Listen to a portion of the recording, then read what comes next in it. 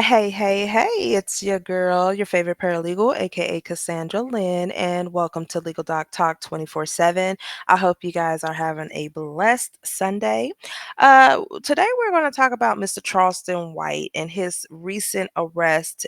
Uh, there has been so many different stories on these YouTube streets and social media in regards as to why Mr. Charleston White is incarcerated at this moment. The reason being is Mr. Charleston White did not follow the conditions of his bond that was set forth on these cases. Let's hop right on into this, and I am going to pull up his case history. Just give me 1 second because I want to make sure that everything is redacted. Yes, it is. Okay, so what you are looking at right now, and I will change there we go. You are looking at the case list for Mr.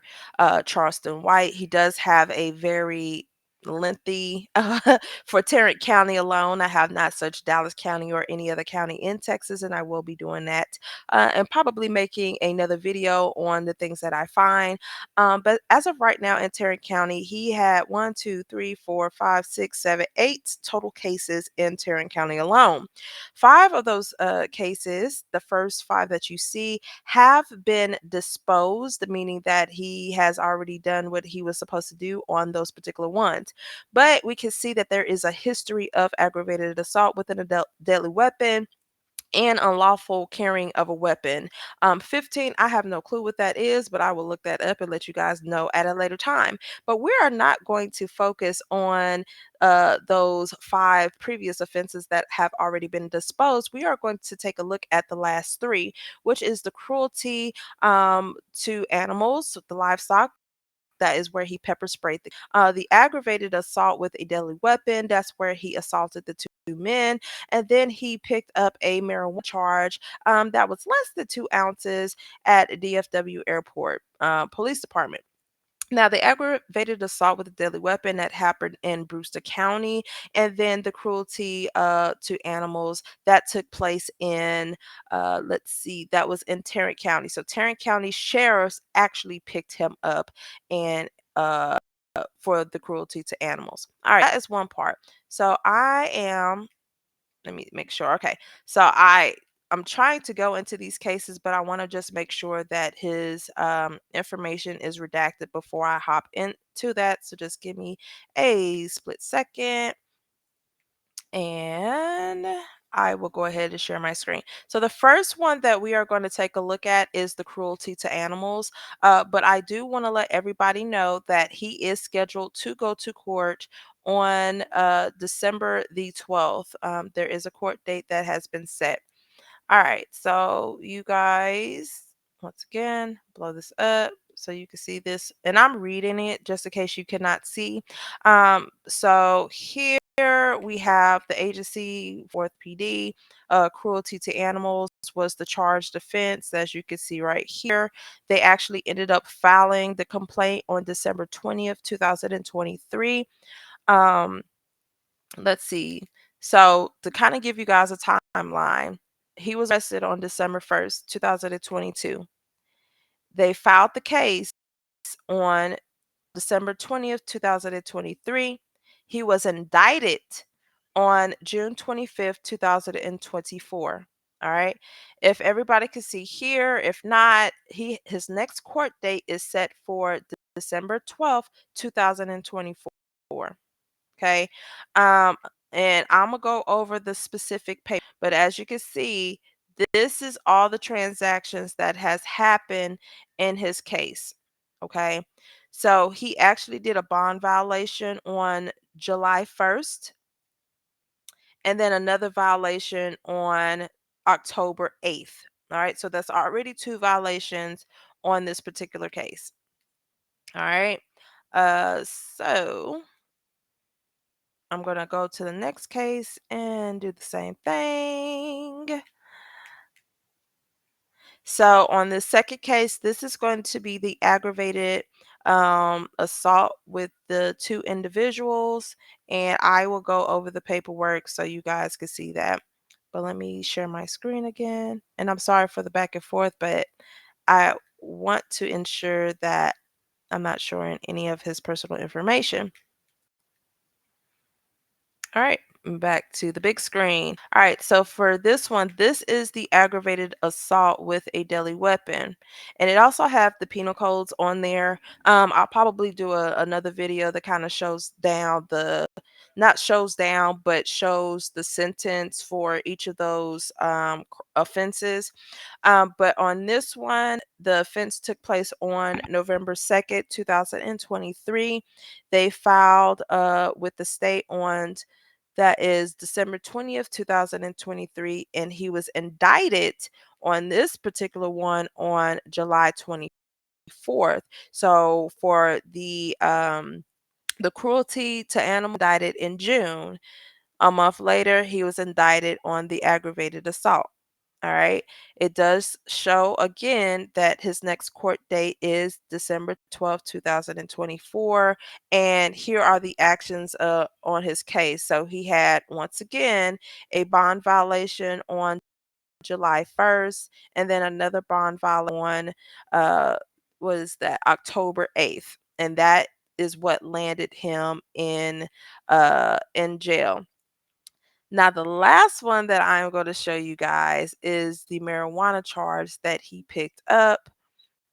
Once again, let me just make sure that no personal information is here. And thank y'all for being patient. Thank y'all for being patient. All right, so I'm going to show the last charge here. All righty, and make this big.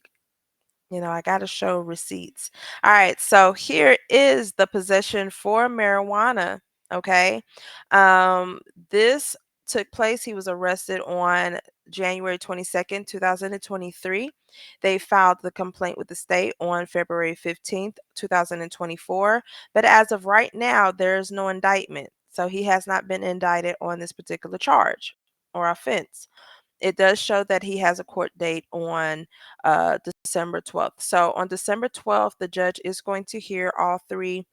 Well, he's not going to hear, well, he is going to hear, but he's going to consider all three cases. Okay. And I'm going to kind of let you guys on a little something that I've also found. So I'm going to stop sharing this and let's get out of that. So your boy actually had a plea, and I believe he messed it up for himself, which is very, very unfortunate. Um, but I'm going to break down each of these. All right, so everybody can see that. All right, so here what you are looking at is the indictment for the cruelty to animals. Let's see, and it just shows exactly what he did, and he pepper sprayed a cat. That's what he did. In Texas, these folks out here don't play about these animals.